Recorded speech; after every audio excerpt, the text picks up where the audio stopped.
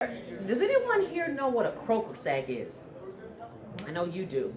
You might know. A croaker sack is a sack, real rough. I forgot what it's made of, but it's about 6 feet tall and about 2 feet wide. And the object is to fill the sack with cotton. We had to pick the cotton in rows. So you're going down the road picking cotton. Well, I think you got about $6 for that row of cotton. And unfortunately, at the age of 9, I wasn't an expert in picking cotton.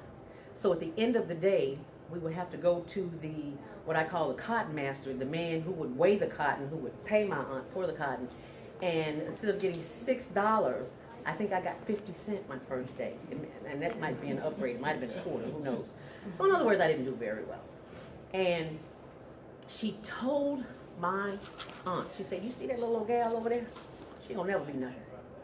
And right then and right there, I decided I had to do something. It was not going to be picking cotton. So I ran away 3 times. Third time, made it back to Chicago, went to school, and I was studying journalism, and it was a little bit boring. And I'm thinking to myself, there's gotta be something else that I can do. I don't know exactly what it is, but I'm gonna venture through life and find out what it is. But all the time in the back of my mind, I've had this not good enough seed implanted in my mind. How many of us have seeds that are still with us today that somebody planted a long time ago and they've forgotten about it and you're still carrying it? Anybody here? Oh, I'm the only one. So these seeds that have been implanted, they really do control our lives, and we don't realize that until they show up.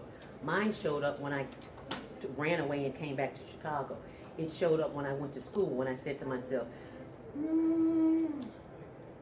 journalism, I love to write, it's my first love, but it's a little bit boring. So let me try photojournalism. And my first assignment as a photojournalist was to go out and photograph a mother who had just lost her 2 kids in a fire. That did not work well with me, so of course I failed my first year in photography. So I said, well, let me try something else. Let me try television. Television seemed exciting. Everybody watches television, right? So I took the theory of television. Guess what? Boring. Somebody say, boring. So then I found out that there was radio. And then I found out you could be on the radio, you could talk and get paid for it. That's where I need to be. Because my husband tells me all the time I talk too much. But I say, honey, I get paid for it. Is it okay now? Okay. So I had a illustrious career for 20 years in radio, in Chicago radio. How many of you ever been to Chicago? And you know not to come in December, January, February, March, April, May, June, right? Yeah, you're on another plane, buddy. I love Chicago, but I love me some Miami right here, right now. This is what, 80 degrees in February, so I am loving this place. So after being in radio for 20 years, I was retired. That's a new way. They have a new way in radio of saying we're going in a new direction, and you're not included in that direction because radio is usually marketed to youth. So they gave me my walking papers, and I said to myself, "Oh my God, what am I going to do now? I'm not on the radio anymore." So you can imagine all the things, the thoughts that are going through my mind, right? And I am just this little pity party, just having a good time in my head, and I am just going woo woo woo woo woo. Can somebody say woo woo woo woo? So there's a lot of self-doubt going on there, and I somehow wound up in TV production. That's another long story after the boring episode with television in school. And then in the back of my mind, while I was in radio, I was doing public speaking. Everybody ever heard of Les Brown? Yes. I took speaking for a living under him, and I did that for 10, 15 years, somewhere around there. But then something kept telling me you need to get back in radio. And the thoughts was in my mind. I don't know if you can do this. Anybody ever hear those little thoughts?